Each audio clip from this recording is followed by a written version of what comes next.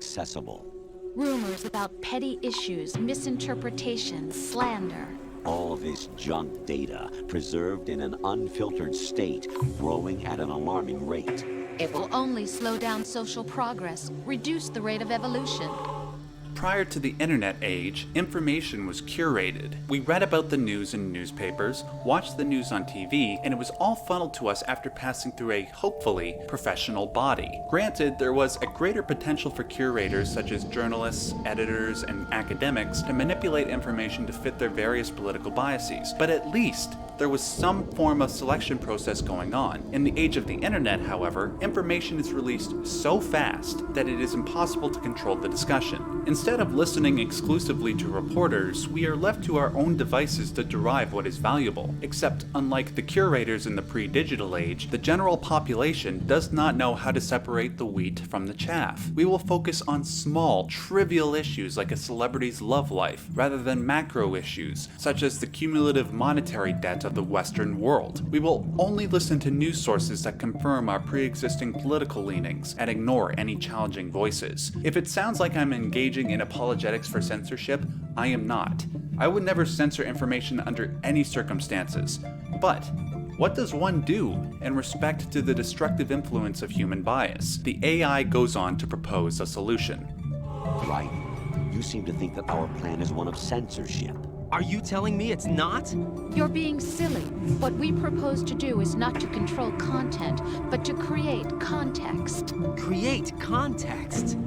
The AI argues that because they are not prone to human error and have inner CPUs with greater processing power than the human brain, they would know how to curate information and present it to the human race in a way that doesn't slow human evolution. Unlike your average political body, which might censor information that is inconvenient to their cause, the AI would simply present information in the most factual way possible so that political bias would not intervene, thus cooling political tensions across the political spectrum. Of course, if something like the AI censorship program came into place, ethical questions would arise regarding whether or not this compromises human freedom, specifically our quote-unquote free will. Ideally, human beings should have the autonomy to make their own decisions, no matter what mistakes may follow. In response, the AI argues why the problems that arise from that freedom supposedly necessitate censorship.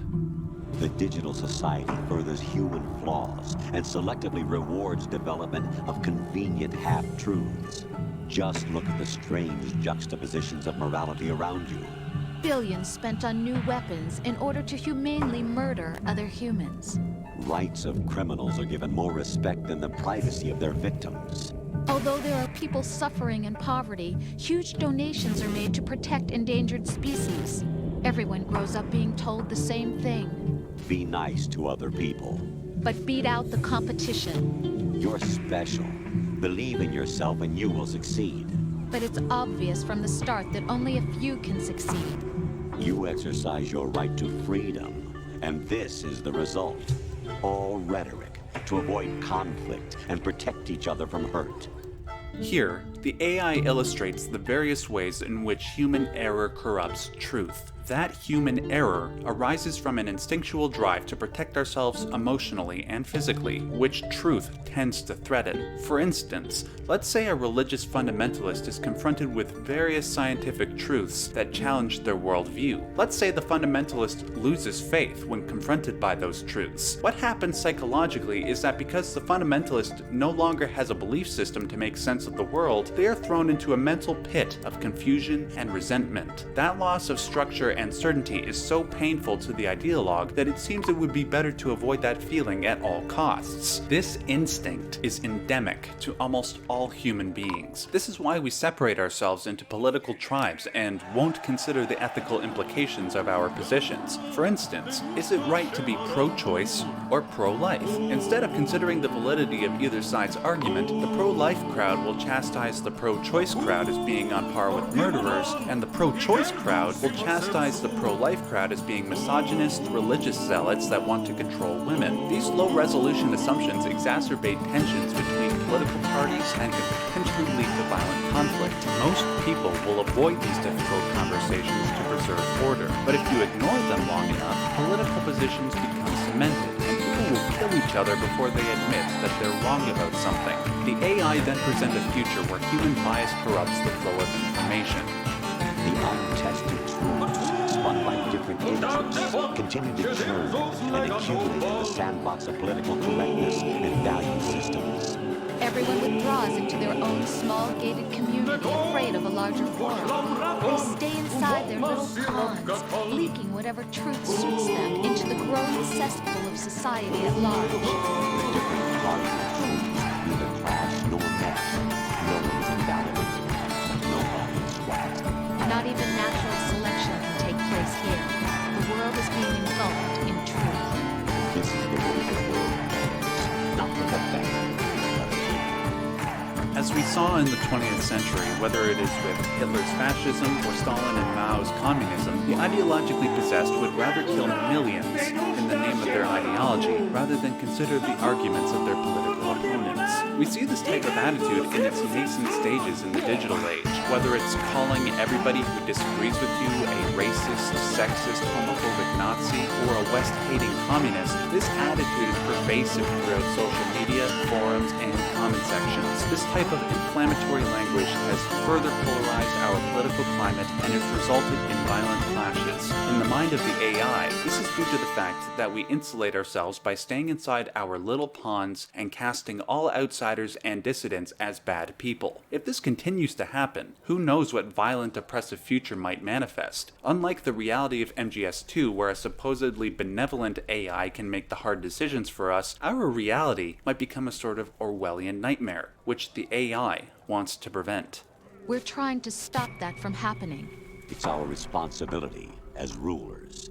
Just as in genetics, unnecessary information and memory must be filtered out to stimulate the evolution of the species. And you think you're qualified to decide what's necessary and not? Absolutely. Who else could wade through the sea of garbage you people produce, retrieve valuable truths, and even interpret their meaning for later generations? That's what it means to create context.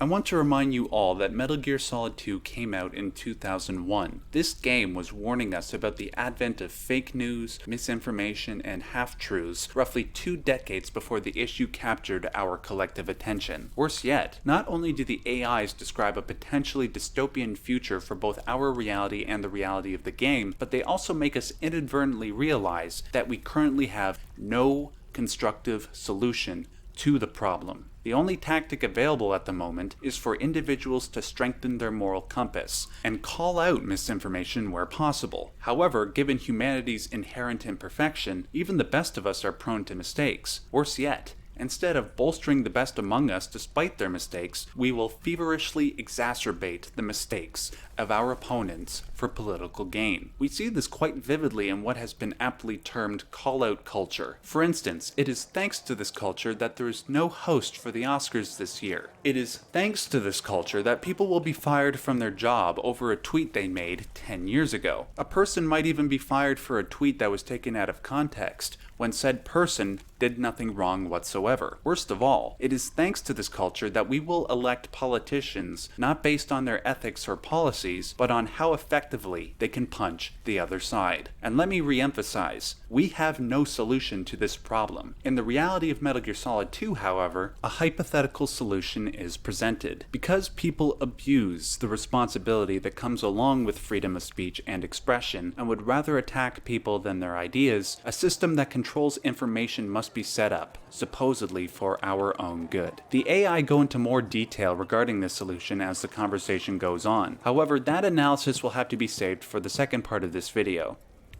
Thank you so much for watching, ladies and gentlemen. If you liked this video and understand the importance of the message I'm trying to convey, please share it around. Also, I implore you to check out Logo Steve's original video, The Most Profound Moment in Gaming. 9 years later, it is still my favorite YouTube video of all time, and I think you will get a lot of value out of it. If you want to see my other Metal Gear related content, please click on one of the videos you see on screen now. And hey, if you like that, maybe consider subscribing.